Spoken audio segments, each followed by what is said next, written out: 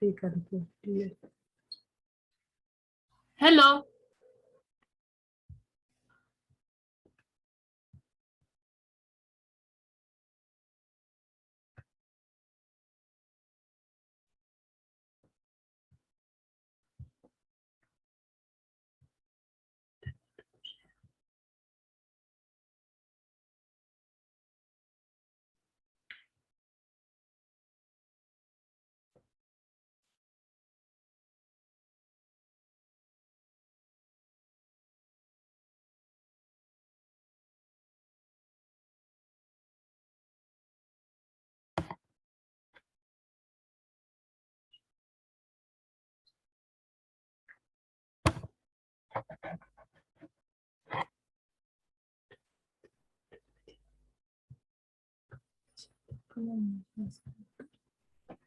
Hi, Christine.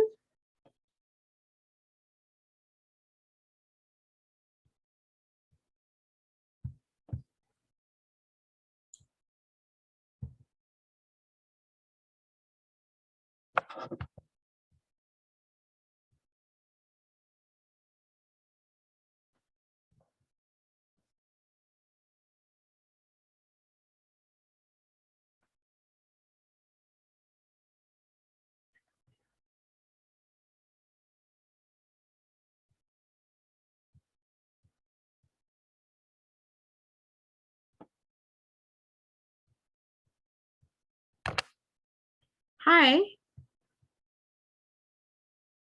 Hello.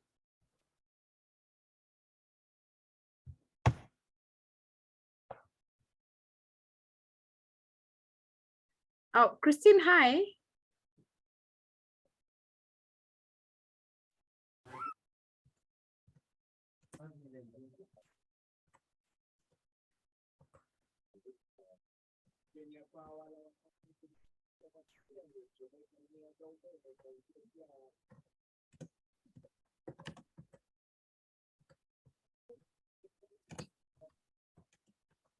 Hi, how are you? Hi, is it Annette or who? I can't remember the name. Leah, you're mute. Also, Susan, unmute yourself. Yes, I have unmute. Okay, what about Leah? Leah also is on mute.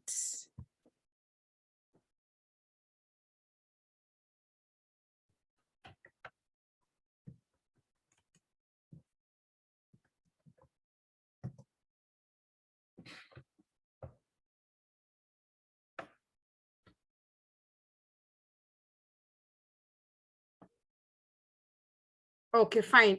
Christine, can you hear? Hi, Leah. Hi, Too. How are you? I'm good. Now I can hear you. Hi, Christine.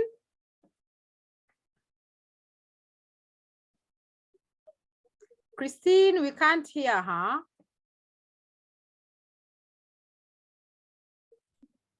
Can you hear me?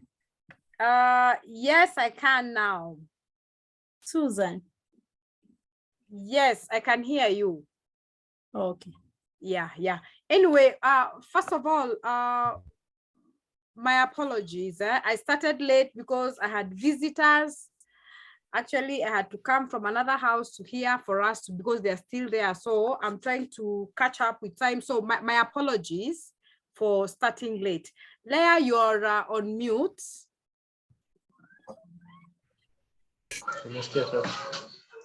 Oh, okay, fine. I should unmute. Yes, but I think maybe for now there's some noise coming from your end. I think let's mute it. I think it's Lucas who's joining us.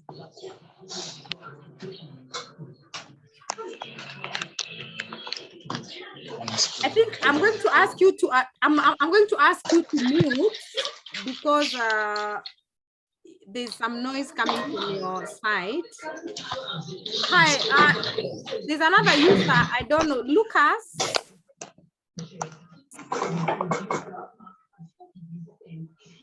Lucas, can you mute?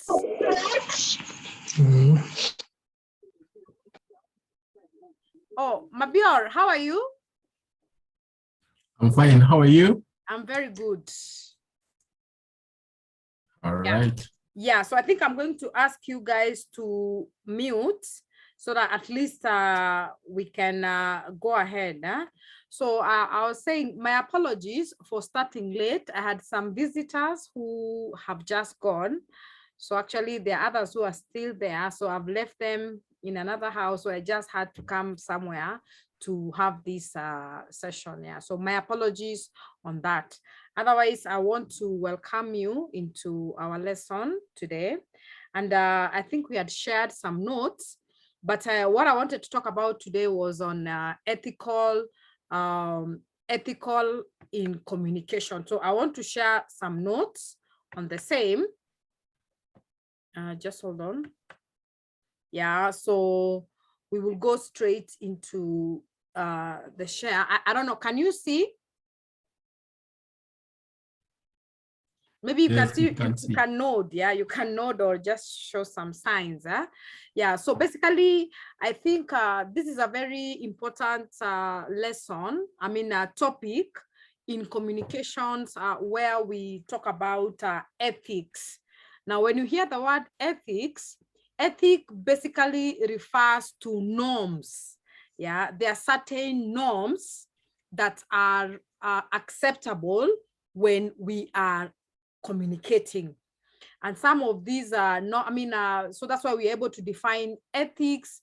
Basically, just tries to refer to a certain behavior that tells us how human beings are able to act in certain situations they find themselves in. Yeah, sometimes people tend to confuse ethics with feelings. Yeah, where somebody will say, I don't feel like, no. Ethics in communication is basically about certain standard behaviors that are acceptable, and as human beings, we find ourselves engraved in it.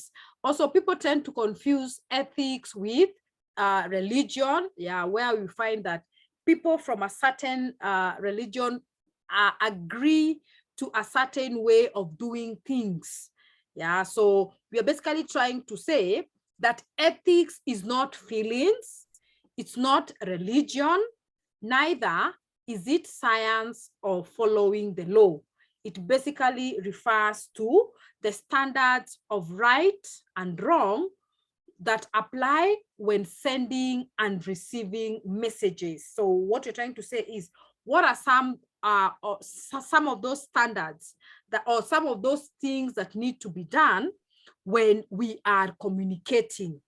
And this standard could either be right or wrong, but they all apply when we are sending or receiving information. So these are basically principles that guide us on what is right or wrong based on values that are shared in the communication process. So when we talk about ethics in communication, we're basically trying to look at some of those acceptable norms, yeah, that are required when we are sending or when we are receiving information. Then of course you got something that we call the business integrity. Now, integrity, just like the word sounds, we've had cases, and especially now when we had the election, people saying, oh, this leader is not, doesn't have, is not of good integrity. Yeah, so when we talk about business integrity, we basically rely on mostly on honesty. Yeah, people, the word integrity would be used to describe honesty. And this is now where, when we are communicating, integrity presents itself to all parties that know what they can rely on. So when we talk about business integrity, we're trying to look at some level of honesty, which is necessary when we are sending or when we are receiving communication. So ethics and integrity are different. Yeah, ethics are just norms, whereas integrity refers to certain ways under which somebody behaves. Yeah, so maybe, for example, the ethical and integrity concept can be related in two ways. Yeah, number one, we say a person's ability to listen to others and communicate in an effective way. So how do we judge ethics and integrity? Where we say it's supposed to be a two-way system. Yeah, the person who is sending the information must be also able to listen to whatever feedback that they might be able to get. So those are some of the examples of ethics and integrity. Yeah, the ability of a person to approach a problem using a logical, systematic approach. Then there's also an ability to get along and interact positively with others. Now, this is now where we are trying to talk about interpersonal skills. Now, where you have to correlate with other people, and more so maybe when you are in the process of communication. So when you talk about ethical dilemma basically happens. For example, maybe somebody like Susan, yeah, maybe there's some information that Susan knows, but Susan chooses not to share that information with somebody else. Yeah, so when she does not share that information, the other person now will be in a dilemma. So basically, ethical dilemmas refers to when somebody tries to withhold certain information that you know very well is important. Yeah, and people have got different reasons why sometimes we hold back. There are times when we are not able to. I can't hear. Anita, you can't hear.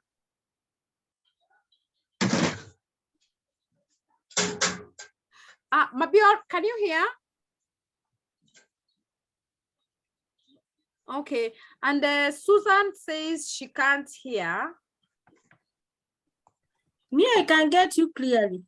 Oh, but I'm seeing a message here written, Anita Waswa. Anita says she can't hear. And Christine.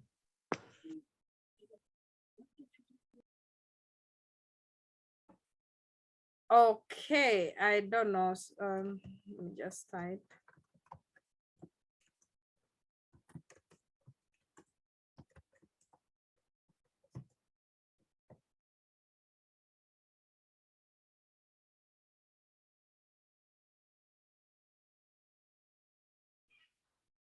Okay, I think I'll just continue. Maybe, perhaps maybe it's a problem with her audio. So I think I'll just share. Let me see what she said. I can hear clearly. Okay, Sawa. Thank you. Yeah. So ethical dilemmas is where people tend to withdraw certain information. Yeah, and when you withdraw certain information, sometimes you're not able to communicate effectively. And now that process of not diverging certain information is what we call ethical dilemma. So we define ethical dilemma as a process where people tend to try to withhold certain information. Just hold on. I don't know what she has to say. Okay, yeah, she says she's able to hear. Thank you. So ethical dilemma is where people try to withhold certain information because of conflict with an individual or a group of people or culture, or basically because of age differences. Sometimes you might find yourself in a situation where you're not able to diverge all the information because of certain factors. Yeah, one of it is age. Sometimes you plan to communicate to a certain age group, and sometimes you tend to tell yourself, why would I give them all this information? They are still very young. They may not be able to understand. Yeah. Or maybe you try to withhold information because this person you're trying to pass the information to has got different religious beliefs.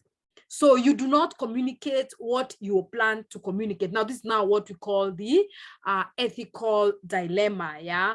And sometimes this is not very good, because sometimes when you diverge or when you don't disclose all the information, sometimes this also affects the communication process, and more so when it comes to the feedback. So we've got some business ethics in communication. And this is now where we'll talk about the role of ethics. Why is it important? Yeah, why is it important to adhere to some of these ethics? And we say that ethics are basically principles that we adhere to when we are passing information. So sometimes it is important for us to be able to understand why is it important. Yeah, number one, when you communicate to all employees, sorry, I don't think you have that. Let me add somebody, excuse me. Let me add Musin. Okay, yeah, so what is the role of ethics in business communication? So number one, we say ethics helps to communicate to all employees formally. Muhin, how are you? I'm good. Karibu sana, better late than never. So maybe you can mute yourself, please. Thank you. Thank you. I've seen you've muted yourself. Yeah, so basically we are trying to say, why is it important to adhere to the ethics? And we are trying to say that it is important to adhere to this because you are able to communicate to all employees formally the expected ethical standard. Yeah, so why is it important to practice the ethical standard? It's because now you do not choose. You can communicate to all employees officially what is expected when it comes to communication. Then you can also train employees of the organization on the ethical standards towards the customers, suppliers, and the outside stakeholders. So this is now basically what you're trying to say. For example, if you work in an organization, you are able to explain certain information to your employee in regards to how they should handle your customers. So these standards, these ethical standards are met because your employees already know what is expected from them. And maybe I can give you an example. Sometimes we have seen ourselves in situations, maybe customers are buying certain products from us. And sometimes we have some hidden information that we do not disclose to the customers. And maybe when something comes or something happens and the customer comes back complaining, now that is the time we find ourselves explaining, we forgot to tell you that in case this product is not meeting your expectations, you can return it. So sometimes when we hide, this information, sometimes it can also affect us, negatively. So we are basically trying to see the reason, and we also say our ethical standards are good because they promote harmony in sense that things are done in a particular manner, and it also encourages fairness and also personal integrity in all business relationship. And of course, we have got some sources of ethical standard. Yeah, so we also mentioned about some unethical. Yeah, now these are some of those standards, practices that are not acceptable. Yeah, certain standard. For example, when people spread propaganda about you, or when people talk about something that is not true, when people lie, when people fight, there are certain standards, and one of them is what we call plagiarism. So plagiarism basically is when somebody tries to present certain information and they do it knowing very well, that it is not them who did it. Like, for example, I would want to take credit for something that I know 100% I was not, excuse me, let me admit somebody. Phyllis, how are you? Okay, so she'll join us. So we say when people take credit for things that they do not actually, or things that they did not do, yeah, that is actually not acceptable. Also, when there is biasness, yeah, biasness is where you present information that you know is going to favor a particular person, or it is able to discredit. Yeah, so sometimes we say somebody is being biased. Yeah, bias means you give information that will favor one person, but on the other hand, it discredit. Just hold on, I add these two people.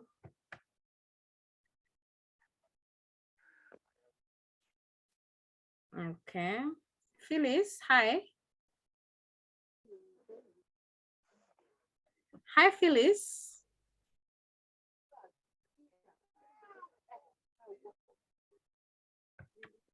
Okay, so maybe Phyllis will join us.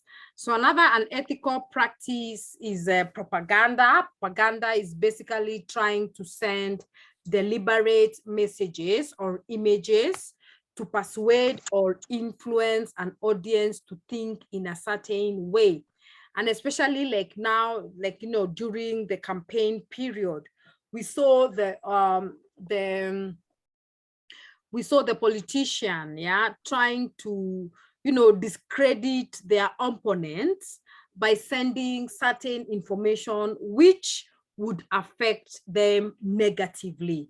And of course, we have got another of these unethical behaviors that we call red herring. Yeah, red herring. Now, red herring is basically trying to divert the listener's attention to another unrelated or irrelevant topic. So we are basically trying to say some behaviors that are not acceptable when we are communicating. Yeah, so therefore, how do we establish or how do we promote communication ethics in a business organization? Yeah, one of it is to establish a communication policy. Now, remember when we mentioned about the communication policy, where we say you can decide to communicate upward, you can also decide to communicate downward. So when these processes, when these policies are in place, therefore, it means people will be able to practice honesty, fairness. Now, when we talk about honesty, it means people are able to diverge the information that is required at that particular time. Another way is to have a written policy. Yeah, a written policy. Now, this policy is going to outline the consequences. Yeah, so what happens when you act in an ethical manner? For example, if you do not divulge information, yeah, if you do not communicate what is required of you, what should be the penalty, or what should be the penalty, or what is the remedy when you don't do certain things? Now, this is what we call the written policy. Then, of course, we say we also need to train our staff on the ethical principles in order to harmonize different work ideas in work interaction. So also employees might be required to be trained, yeah, so that they also know that if I was to do this, this is what is most likely to happen. And of course, the management should take up a lead role in demonstrating ethical behavior, both formally and informally. Sometimes our leaders or the managers or our supervisors are to blame. Yeah, blame means what? Sometimes they do not take the responsibility, or sometimes they're not our role models and they're not very good in following these ethical behaviors. So they should be in the front line to ensure that they practice what they have to do. So what are some of the characteristics of our communications ethic? We say it is to convey information without offending the audience. Yeah, maintain a relationship with the audience, avoid withholding crucial information, establish a well-organized communication policy with mutual respect and value, and maybe to develop a code of communication. So those are the characteristics, yeah? What makes, and this is a very common question I have seen in NEC, of the characteristics of communication ethics. Yeah, so they're telling us one characteristic is to ensure that you do not withhold information. Yeah, provide the information that is required. Also, we are being told to ensure that we are accurate and we are honest when we are communicating. Whatever messages we are planning to communicate is accurate and it is honest, and also to avoid withholding certain crucial information. So basically, that is what covers that particular point. Okay. Yeah. So I don't know. So I will go now to the other part. The other part is where I had shared some notes. Now, these notes, I forgot to screenshot them, so I don't have them on soft. So I'm going to stop sharing this. I don't have those other notes on soft, but these are now the principles. Yeah, these are the principles of communication. Now, remember, these principles are very important, and especially when it comes to written communication. These principles are a guideline, yeah, to what we need to know, and more so when we are communicating in written form. Because actually the next topic that we shall have is on the next topic is now we go into the written correspondences. Now this is now where we'll get to know how to write letters, reports, memos, minutes. Yeah, so these principles are very key. I think I had shared with you, I think through the class rep. So I'm just basically going to go through them from my book, because I think I forgot, I never did a screenshot, so I'm not able to share them here. So we're basically going to go through them and the principles. Now, these principles of communication basically are very important when it comes to written communication.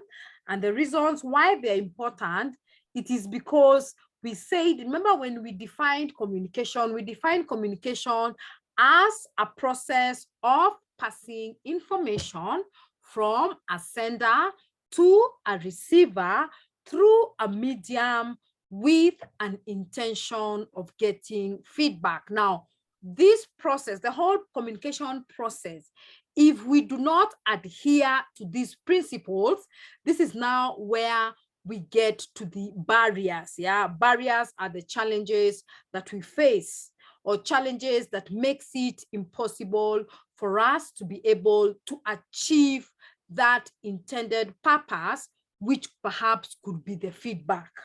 So these principles are very key, and these principles are abbreviated as the 6 C's. Yeah, the 6 C's, the 6 C's. Let me type that.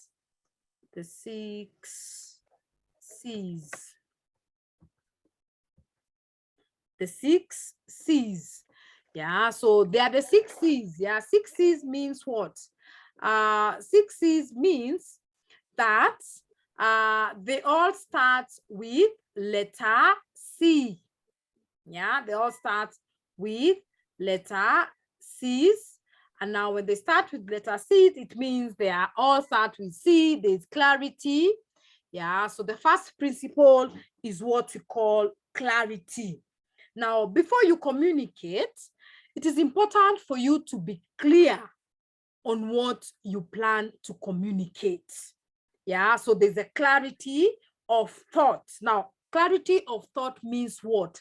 What is the objective? Whatever you're planning to communicate, what is the objective of that communication? Yeah, who are you planning to communicate to?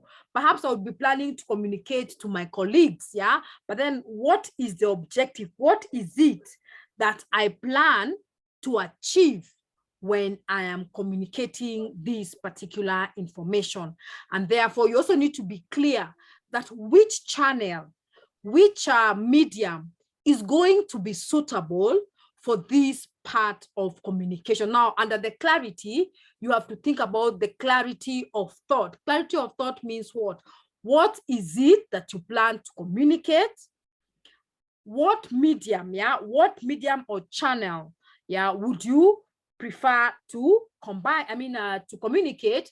And at the end of this communication, what is your objective? What is your goal? Yeah, perhaps maybe I would say, I'm planning that when I pass this information, all my students will be able to pass. Yeah, just hold on, I admit Carol. Okay, yeah. So what is the objective?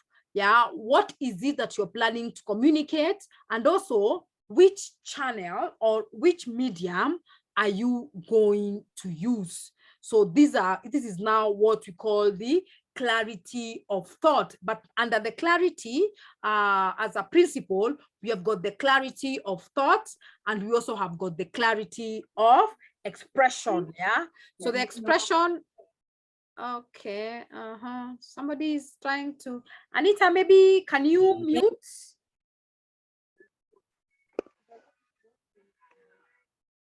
Okay. Thank you.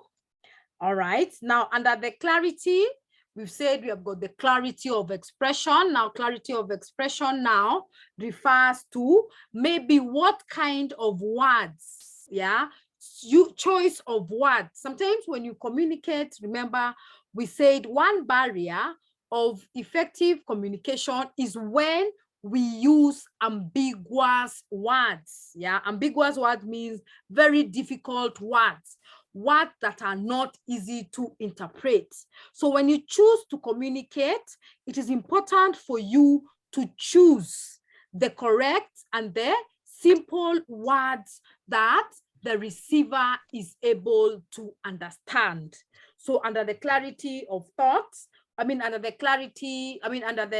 principles of clarity, we refer to both the principle of clarity thoughts and also the clarity under expression, choice of simple words. Yeah. Also, do not use vague. Yeah. Vague means what? Sometimes you might hear people having to communicate, but the kind of word that they use do not actually bring out the meaning of what they plan to communicate. Yeah, so that's what we call vague. So when you want to communicate, it is good to make it clear in your mind. This is what I am planning to communicate. This is the medium that I plan to use. The objective of this communication is 1, 2, 3. So under the principles of clarity, we've said the two parts, and one of it is the clarity of expression and also the clarity of thought. The other principle that we saw, or I will share with you about, is the principle of completeness. Yeah, complete.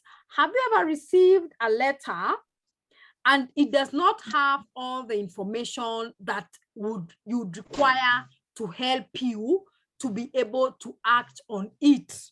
So you have to keep asking, yeah, getting the feedback again, and now responding to it. So under the principle, Carol, maybe can you mute?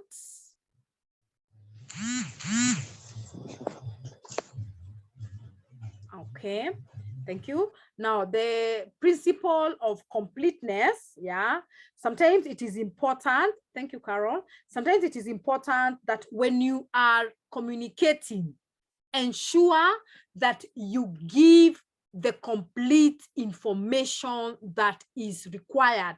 Remember, we said those unethical behaviors, yeah, unethical behaviors is when we tend to withdraw certain information. So they're telling us under this principle of completeness, it is important for us. Now, just a second, this Zoom might go off because it's normally 40 minutes. So once it goes off, please, I'm going to ask you guys to rejoin again. So I'm going to admit you guys. So just in case it ends, because I think I've got 3 minutes and 30 seconds. So once it goes off, I'm going to readmit you again for another 40 minutes. Now, we say this principle of completeness, it is important when we are communicating, and especially in writing, to ensure that, that you give all the relevant information. And this is more so, especially like when we shall be going now to the written correspondences. Like there's a letter called, there's one of the first letters that you're going to talk about is called a letter of inquiry. Now, this is a letter that is written by a prospective buyer to a seller with an intention of trying to find out certain information. Now, in this letter, if you are asking for certain information, for example, this letter is written to inquire. Inquire means confirm, or trying to find out if this person sells certain goods.